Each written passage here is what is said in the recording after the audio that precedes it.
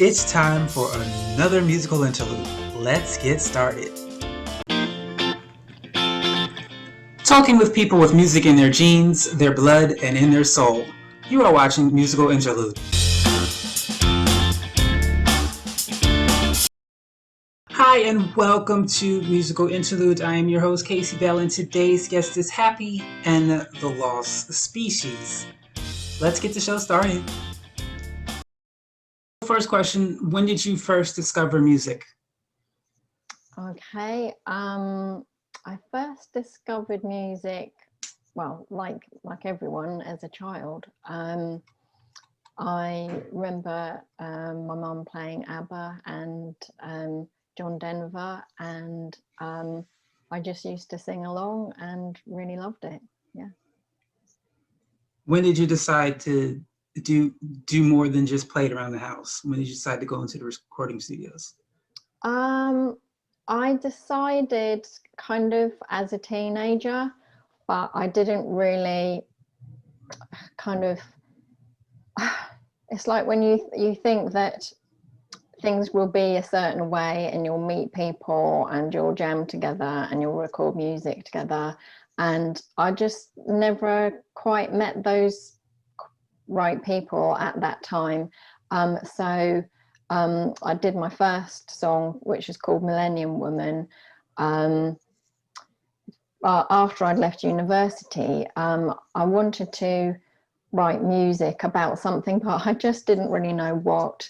And then just the song Millennium Woman came to me, so I went into the studio and I recorded that one. Cool.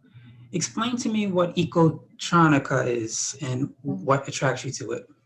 Okay, ecotronica is a genre that I've kind of invented, although I have seen the word out there on the internet before, but I think it's mainly something that I'm doing with my band. Ecotronica is trying to put an emphasis on how, as humanity, we're kind of inward looking towards people, and ecotronica is about letting us understand that we love so many other things than just like a loving relationship. So much music, as you know, is about my individual journey in romance and heartbreak, but there's so much more to our lives than that. And so we love the food we eat, and we love our pets, and we love wildlife, and we love the sun, and we love the moon, and we love the stars. And we don't really sing about that, and especially not in kind of contemporary pop music. So I really want to prove that you can make songs that are about other things than just like my personal romantic love life. There's just so much more to write about. So that's what ecotronica is. Thanks for that. So talk about the album Human Nature Changes. What is the inspiration behind that? Yeah, so Human Nature Changes, that's been quite a long time to develop. It's the name of it is kind of optimistically hoping that human nature can and will change. And it's also highlighting that when we say, oh, it's human nature, it's such a block to us in our development, because when we say, oh, it's just human nature, then it's like, it seems to be the end of the argument. It's like, oh, well, there's nothing we can do about it then. So Human Nature Changes is saying, actually, we're very conscious beings, and maybe we're becoming more conscious. And we can use this to say, actually, we're going to choose to live a different way going forward. And we want as many people as we can to choose and to decide that we're going to be living a different way and a better way. So there's a song in there about a really important song, I think, about the what's called the Taiji dolphin hunt, where and this happens all over the world, and it's not just dolphins, it's all wildlife, where it's basically captured and killed for money. So as human beings, we're coming to see that what we regard as free wildlife, like I can go into the wild and I can take whatever I want and it's free, but there is a cost. There's always a cost somewhere along the way, and that's one of the issues that I'm highlighting. What else have we got? We've got a song about Elon Musk. I feel like he's seen as someone who's the good guy. Yeah, I'm challenging that. Is he the good guy?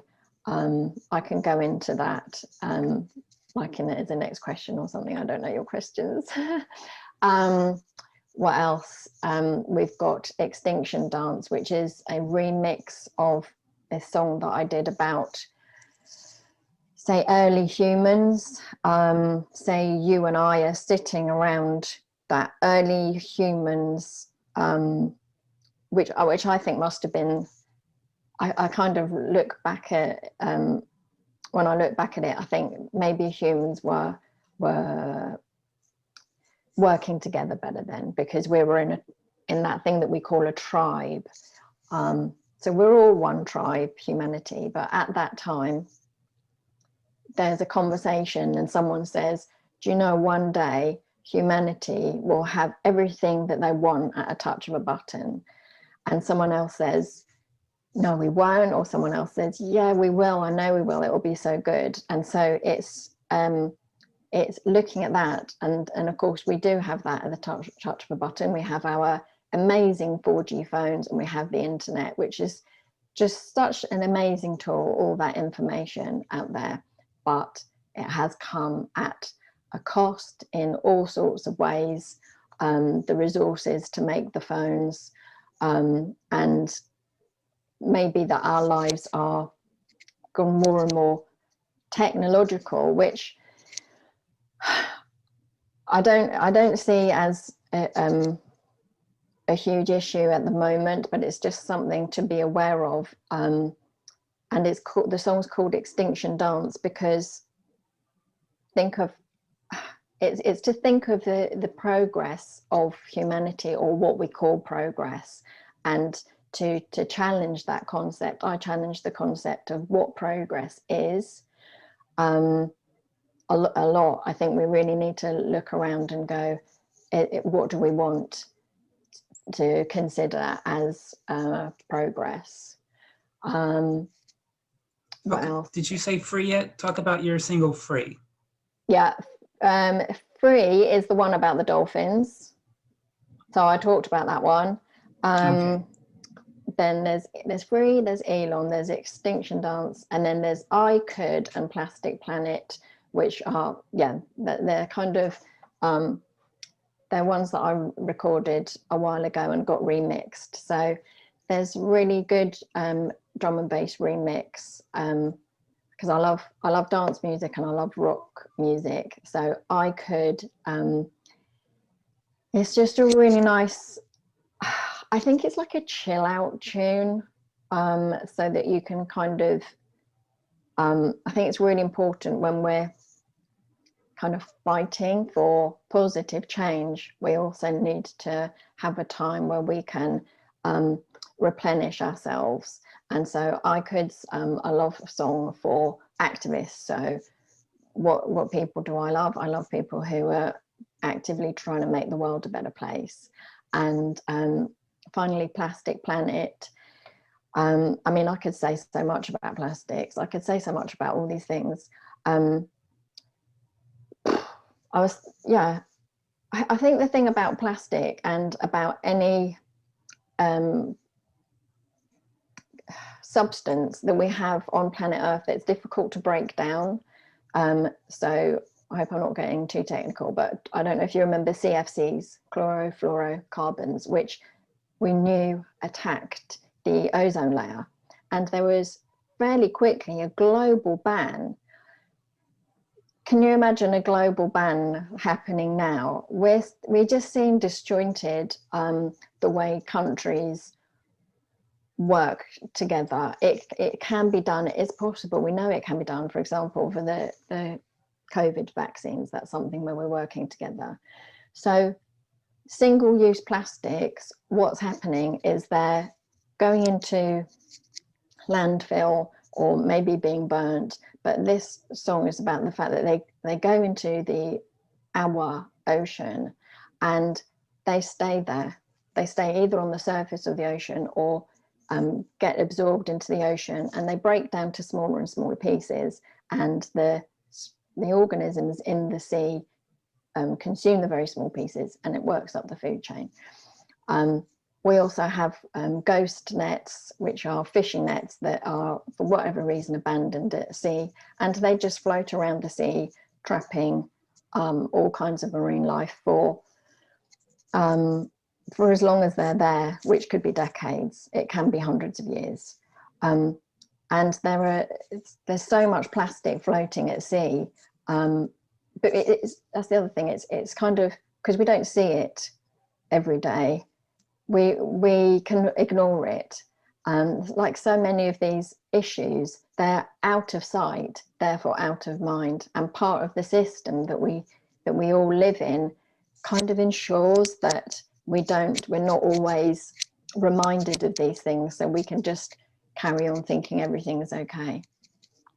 Well, I like the fact that you've decided to teach with your music, because people know the truth, but because it's inconvenient, I believe they purposely ignore it. And then when they hear it being taught to them, they feel like it's preaching and they're being condemned, so they get upset and angry and argumentative. And with music, I think it comes more as comes in more sweeter to them. So hopefully they'll research it more for themselves and hopefully realize that it's actually more inconvenient to ignore it than it is to do something about it. Yeah, it is. So I'm happy that you're doing this. This has just been released, but have you received any feedback from anyone as of yet? It's coming out on the 9th of June. Oh, okay. Yeah. All right. All right. So, no, not yet. I'm looking forward to it coming out and seeing what people say.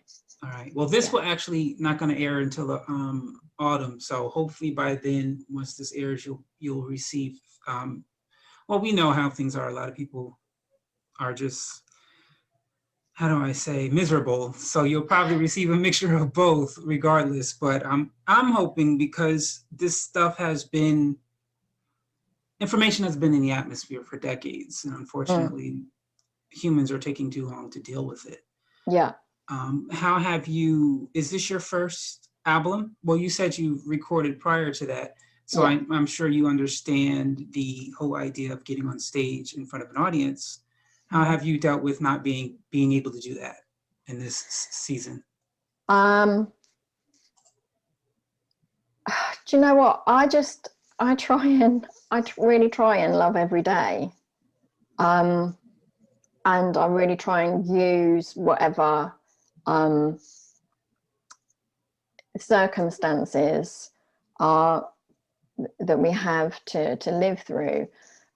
So I'm looking forward to going back on stage with the rest of the band. I just trying to be grateful for what I have, and I don't want to say, I don't want to complain about anything. I don't want to complain about anything. I just want to be happy and grateful that that of what I do have. I'm just grateful for everything. Yeah. I mean, what I'm doing now would not have been possible had there not been a pandemic, because this was never in my horizon, in my thoughts of what I would ever be doing.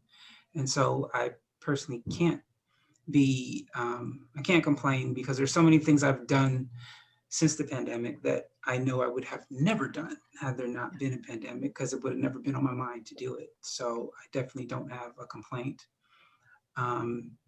So even though this is just, by the time people see this, it'll be, I think, November, December, and you would have released this in June. Yep. So it's kind of still new for those who don't know. We're in May right now. Are you still, though, one of those type of people who stay focused on one thing, or are you the type of person who, I know I'm releasing this soon, but let's work on the next project now? Are you working on anything? I work on probably about 5 big projects at any one time. Yeah, I've already got the concept for the next album. I'm not going to reveal the name at the moment. I've got an idea for what I will have on the cover. I've got an idea for the feel of it. I want it to be more rocky because I've got more of a rock band in place now, and I just think it would be really good to I think my music and my look is more rocky, although, you know, I love the dance music side, so I really like to turn it into a dance track as well. I want to redo my website, so I want to get some really good photos done. I bought some outfits, and I just want to get a better, like a really good look going on. It's just always trying to improve on what I'm already doing and trying to get more exposure. And I think one of the things that I've realized is, like anything, if people don't know I'm here, then they can't see what I'm doing. So it's just getting myself out into the world so that people know I'm here. So just more social media. I'm really improving on my social media all the time, and just really improving, just getting more of that out there. Yeah. Great. So my last question for you, somewhat of a fun question, somewhat off the topic, but if you had the opportunity, you said you've been into music since you were a child. If there's anyone out there in the music business, whether it be singer, musician, composer, writer, producer, engineer, anyone, dead or alive, known or unknown, if you had the chance to meet this person or even collaborate with this person, who would it be and why?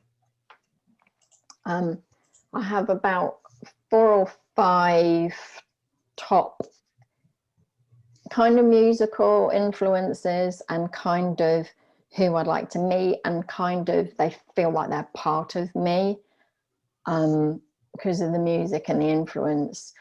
And I think my number one out of them would be Billy Corgan from the Smashing Pumpkins. I don't know why. I just like to meet him and just have him like as an like he's just a normal guy kind of friend, and just chat, only because, and I know Smashing Pumpkins are huge and they've got loads of fans, and I just feel like from some of the music that he's written, because I feel like it's part of me, I feel like we'd get on. Like, I'd love to just chat and talk about stuff just in a really relaxed kind of way. I just think he's just got part of that certain angle which just really I can interact with just on a very natural level. So that would be really good to meet him. Well, you did say 4 or 5. If you'd like, you're free to tell them all. Okay. So who should we have next? I think Madonna. Massive influence.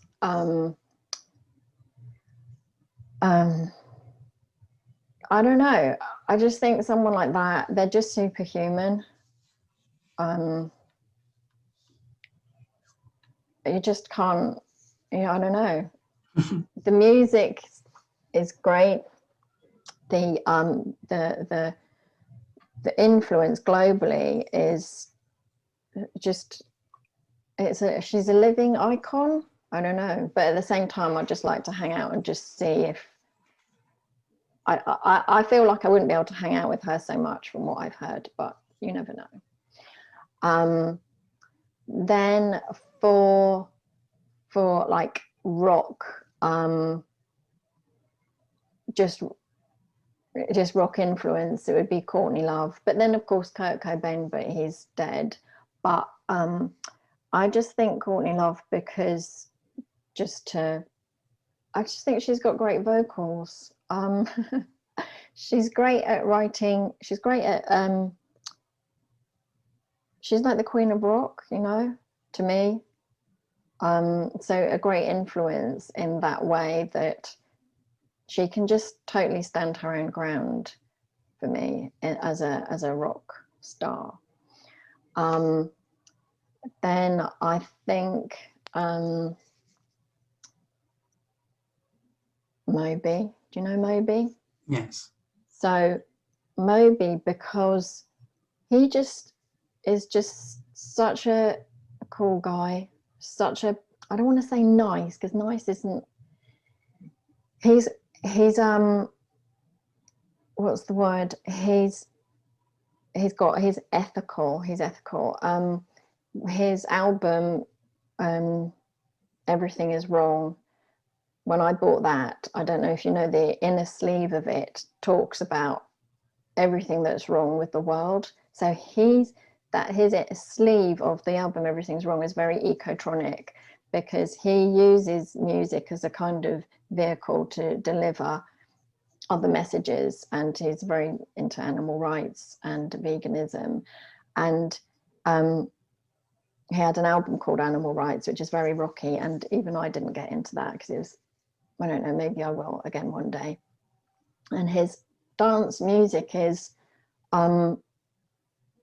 so beautiful, so beautifully created, the sounds and the harmonies, and he's very talented producing his own music and to do the vocals on his own music, and he's very good at getting the right samples, and he's made these anthems that will last forever and ever, and at the same time just been a really kind of sweet guy, a little bit nerdy. He'll probably consider himself, but that's all good. I think there's a lot of nerds in music who project like a different image, but I think we're all kind of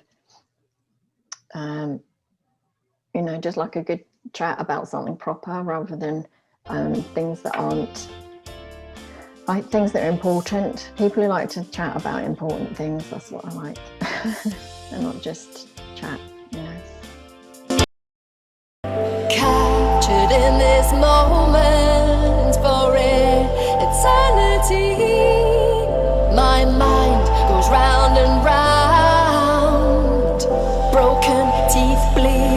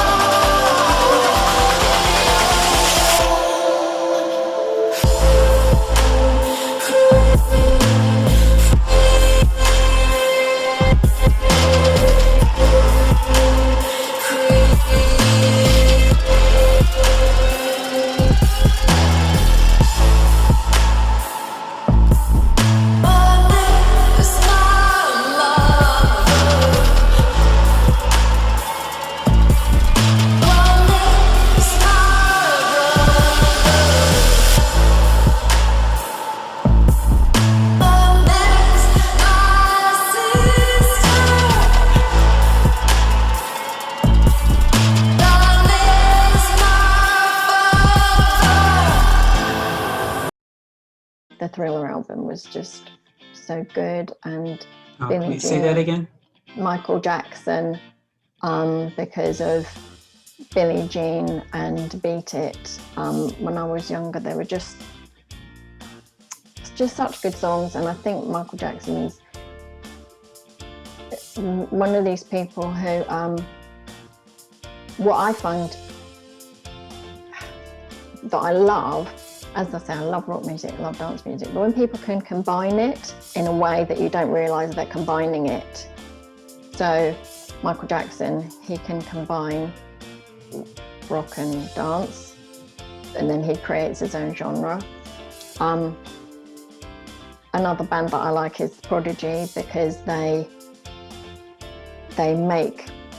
combined punk rock and rave to their own genre. And I think it's a really amazing when an artist has really made an impact, when they have their own thing, so that you know it's recognizable as them. That's when they have their own genre, really. Do you see what I mean? Yeah. They've created the Moby genre, the Smashing Pumpkins genre, the whole genre, the Michael Jackson genre, all this kind of just amazing sounds. Yeah.